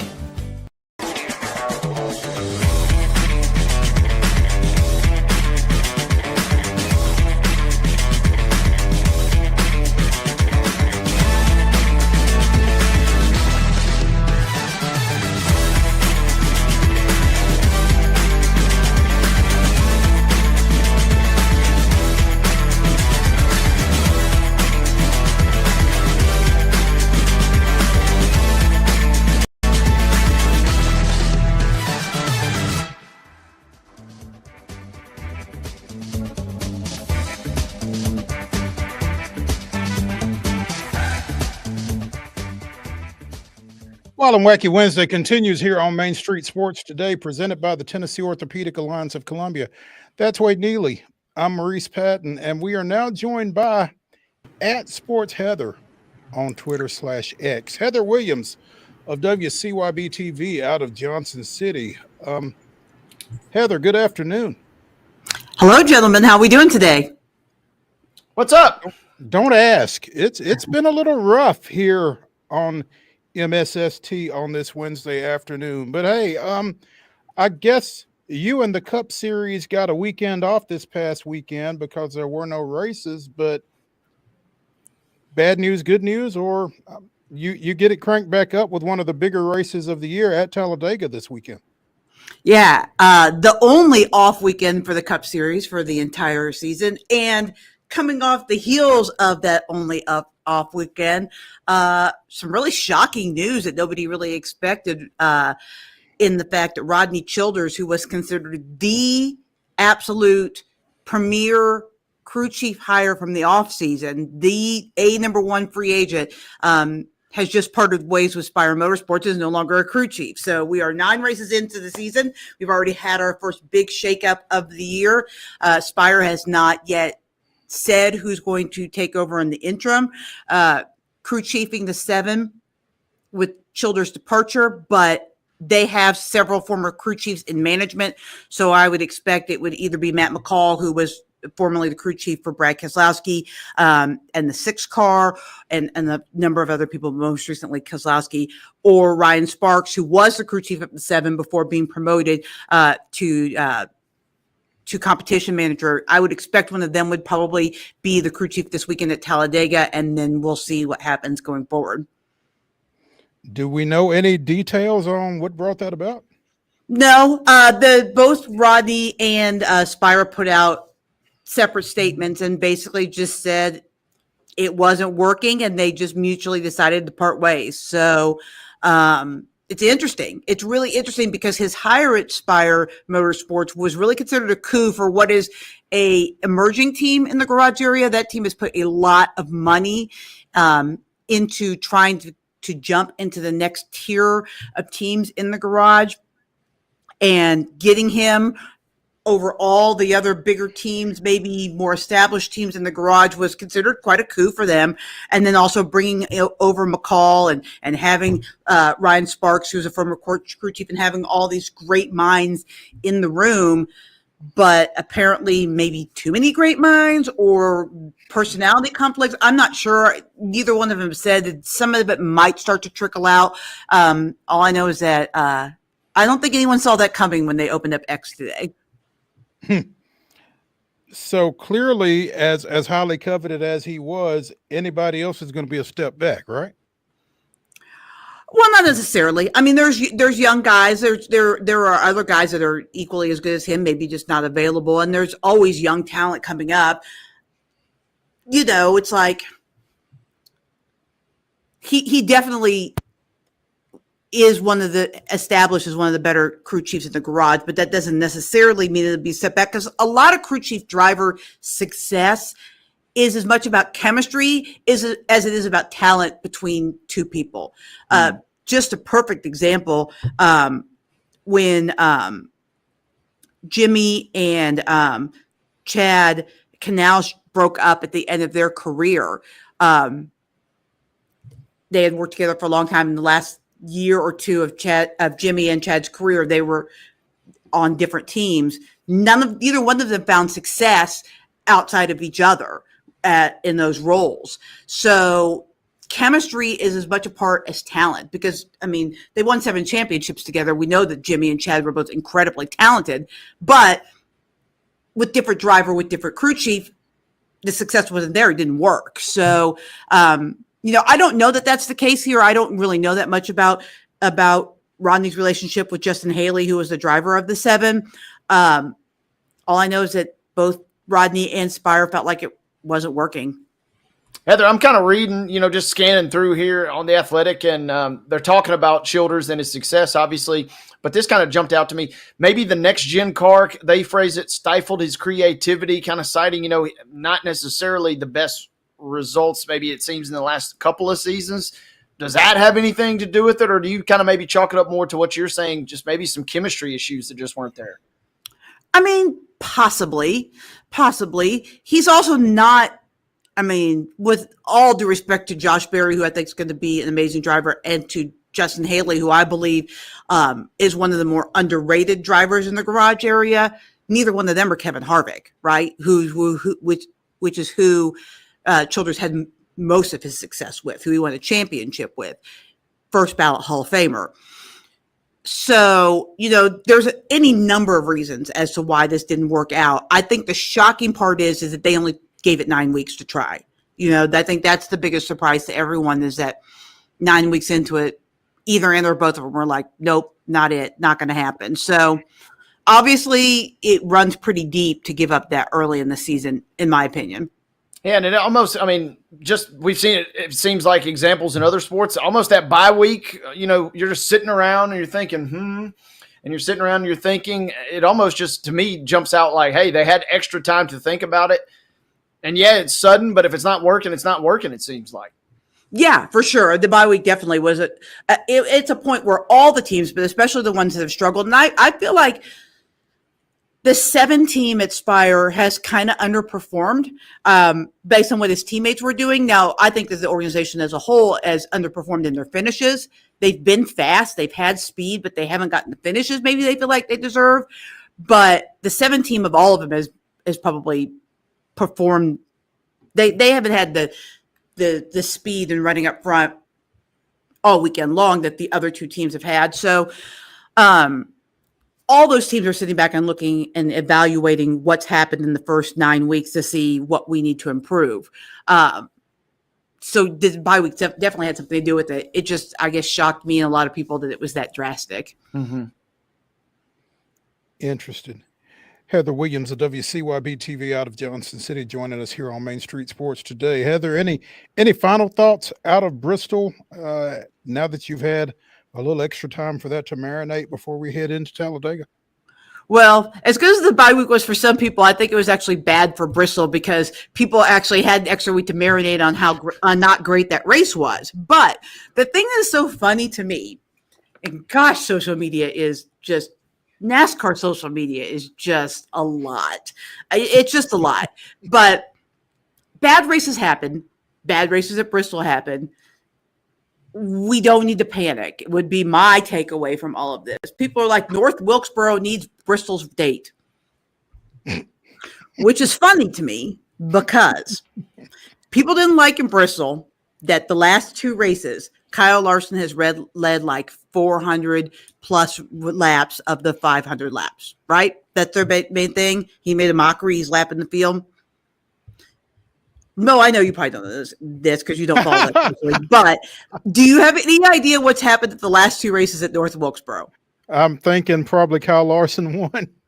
Kyle Larson in one race led all but like 5 laps. And then last year, Joey Logano led all but like 2 laps. So I don't see why taking away from Bristol because somebody dominated it and giving it to North Wilkesboro because somebody dominated it is going to fix the problem. The problem is the race car on the track, not the tracks themselves. I mean, you could put them in almost any short track and you're going to have the same issues. The short tracks that have been good have been the ones that have had the option tires or softer tires, or, people are really sentimental about last year's North Wilkesboro race. But most people probably couldn't tell you who won it or what Joey Logano did. People are sentimental about last year's North Wilkesboro race because Kyle Busch wrecked Ricky Stenhouse Jr. Ricky Stenhouse Jr. was stuck inside the track because there's no crossover tunnel. And then afterwards, Stenhouse punched Kyle Busch. That's why people love North Wilkesboro. It has nothing to do with the racing. So if somebody had punched somebody at Bristol, it would have been the greatest race ever. So, I mean, that's the reality of it. So I guess, in my opinion, to make a long story short for the question you asked me, the off week was actually a bad thing for Bristol because people just got to think and come up with all sorts of crazy conspiracy theories as to why Bristol's terrible. And it's not. It's not terrible. It's not the track, in my opinion. There we go. On to Talladega, as Bill Belichick would say. Thoughts? Super speedway racing has, as great as Talladega is in its reputation, it's kind of in the same situation as Bristol because Bristol also has a great reputation. Super speedway racing has not been that great in this car. because everybody's saving fuel, running about 60% for a lot of the race. So I will be really interested to see what kind of race develops this week at Talladega, because we could actually fix it if people weren't playing games, if we just ran full out and did, but that's not going to win because everybody's not going to play that game. So I'm really interested to just kind of see what kind of race develops, how good the racing is at Bristol, at Talladega, if there are some things that they can do to fix it. And so we'll see. I mean, I went to Talladega when I lived in Chattanooga. I went to Talladega every year for almost 10 years.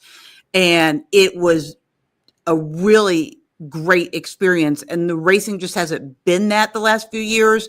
So we'll see. I mean, hopefully if there's enough bad races this year, NASCAR will do something, right? if we could just show that it's not just a Bristol problem or a short track problem, that it's a problem at basically every track but the intermediate tracks right now, maybe that will bring across some change. Do we still have forgive my ignorance then, do we still have the big one? Is that still very much a thing? Oh, for sure, because they're running so close to each other. I mean, imagine running around the loop there in Nashville, the outer loop, 50 cars together, 3 inches apart. One knucklehead's going to make a mistake that's going to cause an accident. Even on the top level with the best drivers in the world, for 4 hours, it is darn near impossible to be perfect. Somebody's going to do something. And so, yes, even at 60% speed, it's still a possibility that a big one will happen. I'm reading on Wikipedia, which means it must be true. Mark Martin in 97, and then it looks like Bobby Hamilton in 2001 were at least the first 2 caution-free races ever. Are those still the only 2 to date that you're aware of? I feel like you said 2007? 2001. 97 and 2001. That's possibly true. I feel like there was one other in the 2000s, but I could be completely imagining it. Or there might have just been a caution. I remember one year I went there and there was like a caution on like lap 3 or something. So there might have been one where there was a caution early and not much later. It doesn't happen very often because it's just very difficult, as I said, to run that close together and not have some sort of mistake along the way. And to that point, I mean, that's kind of what draws me in. I think what draws in the uber casual fans is the possibility or inevitability, in this case, of the big one, right? I mean, that's whether it's a punch after the race or whether it's a big wreck during the race. It feels like in a weird, twisted way, that's kind of what draws us into this sport. Well, the drama, right? It's the drama. It's you're sitting on your edge of your seat. Is it going to happen? Is it going to happen? Is it going to happen?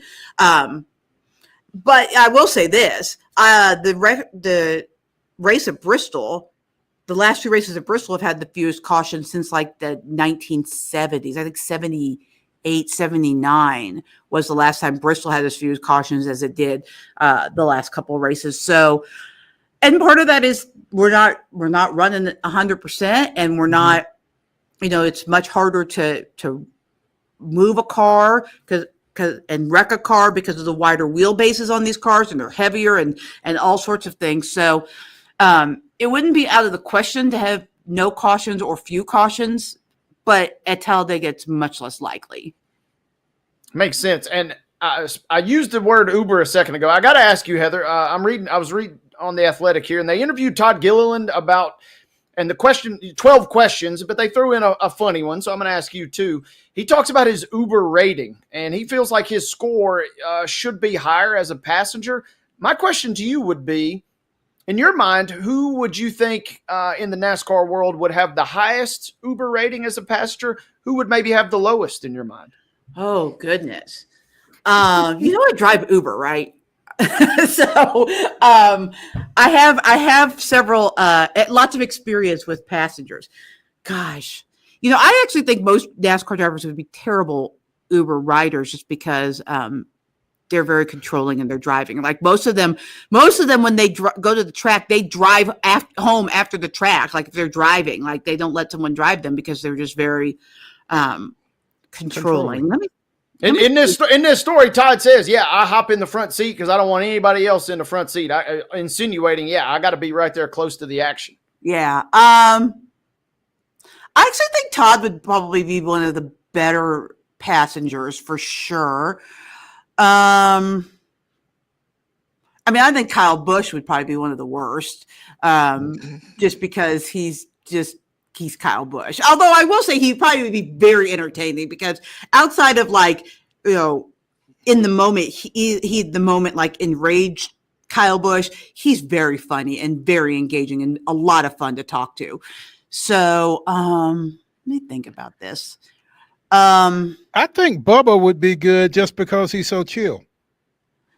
Oh no, Bubba would be terrible. Bubba would be terrible. Yeah, Bubba, I love Bubba, really? But I think because he's very he is chill, but he's kind of impatient, and I think that he would be the guy to be like, no turn there, no turn there, no turn there. Gosh, well, let me say this, because I was in an Uber about a week and a half ago when we got into Miami, and we had a young lady driving who could not find our hotel. Oh, yeah. Well, I will, as somebody who drives Uber, I will defend her in a little bit that say the Uber app directions are terrible. They're absolutely god awful. I cannot tell you how many times I have whipped out my phone and just pulled up Google Maps and been like, where are you going? Which and is then exactly put it in what there. I did. Yeah. And then the app is terrible. Let me tell you where to go. Yeah. Is what folks say. Yeah. Which means that I need a discount on this ride too, right? So that's wild. I think that Kyle Larson would be a really good passenger because he has no emotion. Like he just, he gets wrecked, he's here. He wins, he's here. Like there's no like roller coaster of emotion with him. So I actually think that would make a pretty good passenger, and he's pretty engaging to talk to. But I honestly, like I said, I think most of them would be terrible. I do. I think most of them would be terrible because I think when it comes to driving, they're obviously the experts. And so I just think it wouldn't be good. I love them all. I love every single driver in the garage area. I've not had a bad experience really with any of them that has turned me off to the point where I say I don't like any of them, but I think they would all be terrible passengers. But you don't want them hopping up in your ride for an Uber ride, I suppose. I would make them sit in the back seat. Yeah. For what it's worth, they closed the article. Todd said he thinks he should have had a 4.99, and then he pulls out his phone and he actually had a 4.93. So it's not that bad in the grand scheme of things, but he thought he got shortchanged a little bit for what it's My worth. driver rating is 4.98. That's oof. On a scale of 1 to 5, right? Yes. Right. On a scale of 1.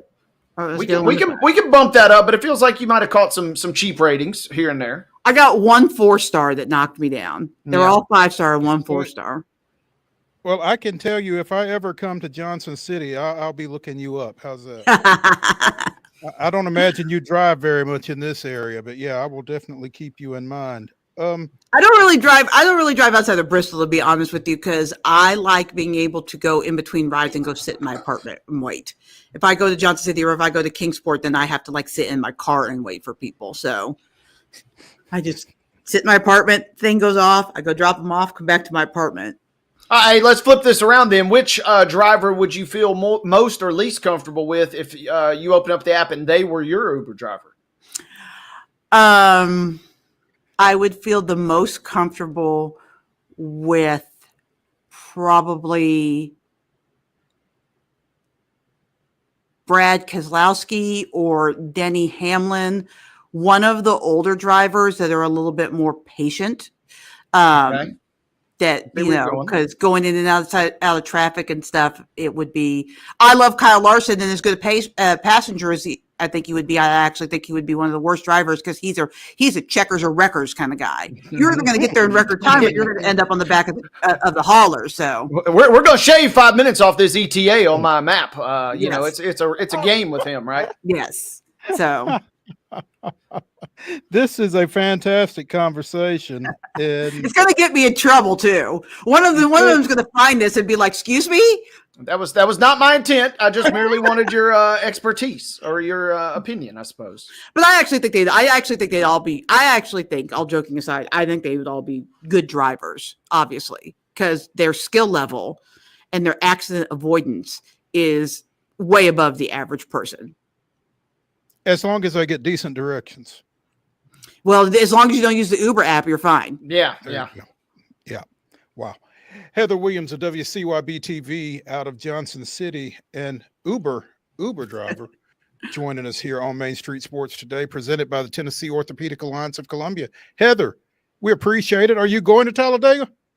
Not going to Talladega. I'm going to Kansas in 3 weeks and North Wilkesboro in 4 weeks, and perhaps, depending on how spring fling goes, perhaps Charlotte. But that's TBD based on if we have anyone playing on Saturday in spring fling. We appreciate you, and we look forward to catching up with you next week. Sounds good, guys. Take care. Thank you, Heather. Thank you.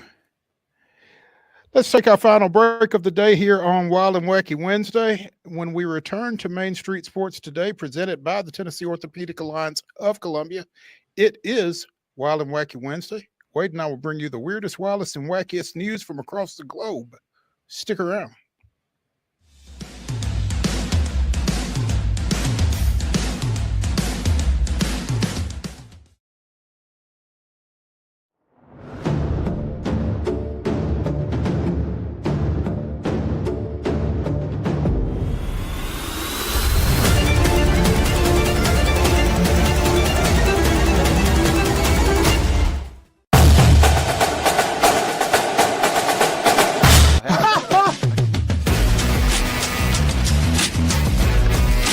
Hey, let's go Stros.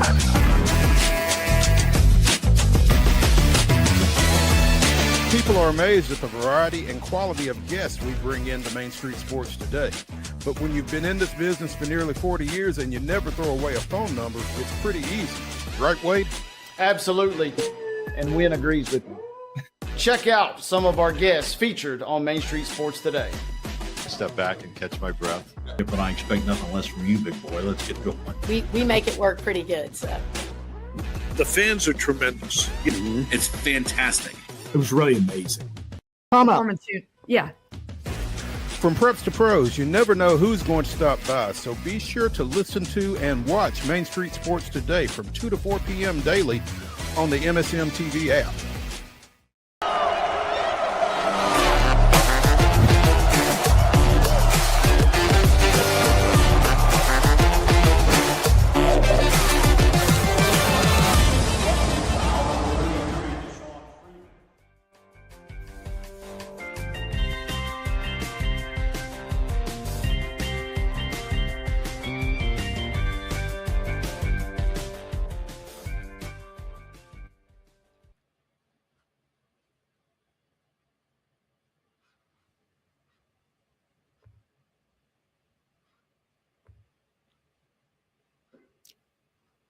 Yeah, Wild and Wacky. Oh, here we go. It's Wild and Wacky Wednesday here on Main Street Sports today, presented by the Tennessee Orthopedic Alliance of Columbia. It is the final segment of the day, which means it is time for the weirdest, wildest, and wackiest news from across the globe. Let's begin in China. Wade, you ran a half marathon not too long. Down in Lynchburg? Was that a half? Yep. Did the half in Lynchburg, covering the half in Nashville this weekend, weather permitting. Weather permitting, yeah. I told you them storms. Well, storms probably would not be good for robots in half marathons, would they? I wouldn't think so. Where are you going with this, Mo? Last marathon, and there was I guess the course was maybe split. There were robots, humanoid robots running in this half marathon. The bipedal robots of various makes and sizes navigated the 13.1 mile course, supported by teams of human navigators, operators, and engineers in what event organizers say was a first. As a precaution, a divider separated the parallel courses used by the robots and the people.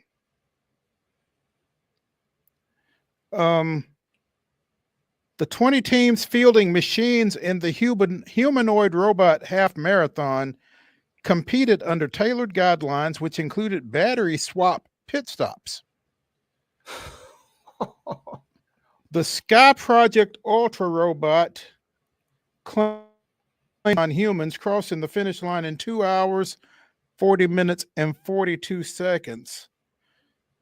Awards were also given out for best endurance, best gait design, and most innovative form. So a robot ran a 240, what did I say, 240, 42? Yeah, 240, 42 was the best robotic time. No mention of who won on the human side, by the way. But yeah, you got robots running half marathons in China. I don't like any bit of this, if I'm being honest. I mean, this is like a real life episode of Black Mirror, basically, and I don't like it, but I'm also oddly intrigued? Because you got to get that time better than that. I mean, I ain't even been training and I can run one faster than that right now. I mean, these robots better step their game up a little bit here. They're taking over the world. They're eventually, all have us under their rule. But you can't. The best you can do in a marathon is 2 hours and 40 minutes. Come on, man. You gotta step your game up over there. And 42 seconds. Now I don't know. Maybe some of that time was lost by the battery pit stops. Yeah, that's true. And that one was doing like a backflip of some sort. I don't know what the heck that was about, but that didn't look like he was running exactly. No, I don't know. I'm not quite sure what is accomplished by robots running half marathons. I mean, you know how this goes, right? I mean, they're testing their endurance, so they can figure out how far they got to chase us. Like I said, when they inevitably take over here in just a couple of years. There you go. So at least we know, all right, hey, if I want to escape this robot, I got to be able to run 13 miles in faster than 2 hours and 40 minutes, at least, if I want to get away at this point. That's the way I'm looking at this thing right now. Well, a little freaky. So you got robots chasing you in China. You got robots feeding you in Cuba, because Havana's Doña Alicia restaurant has digital menus and a delivering robot. I thought I was in a cartoon movie, said government employee Sonia Perez. I wish there were more of these in Cuba. We are really very behind in technology. So again, they have digital menus on tablets at tables, Alexa services, and a robot delivering food, assisting the human waiters in the dining room. I don't know. I'm kind of like you about half marathons and robots. I'm just not sure that I'm necessarily ready for automated waiters bringing me my food at a restaurant. I mean, this kind of reminds you of the sushi on a train, right? I mean, where the sushi comes round and around. That's what it reminds me of a little bit. So, I mean, we're kind of almost there, so I'm not quite as perturbed by this. But this is how it starts. This is always how it starts. The next thing, when you go to Sonic, they're going to have a robot rolling out on the skates. And, I mean, then we've gone too far. That's a bridge I'm not willing to cross just yet. That is the jumping of the shark right there, huh? Yeah, no. Getting back to living, breathing beings, a smuggling ring in Spain was broken up. 2 arrests were made, and 19 exotic cats were seized. Folks were smuggling cats into and across Spain. More than 40 irregular animal passports. Animal passports. I did not realize that was a thing.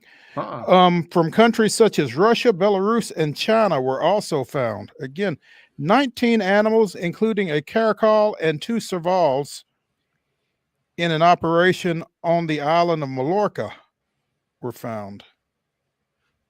2 people have been arrested in connection with the sale of exotic felines on the internet. This began last March of 2024, when officials became aware of a couple raising servals, caracals, and hybrids with domestics to sell using social networks. They are alleged to have offered white tigers, clouded leopards, Eurasian lynxes, hyenas, black leopards, and pumas for sale. Apparently, attempts to breed and own these type felines as pets are widespread in Russia and Ukraine, and the trend is spreading. So, 19 exotic cats were rescued and will be transferred to a rehab center in eastern Spain for exotic mammals.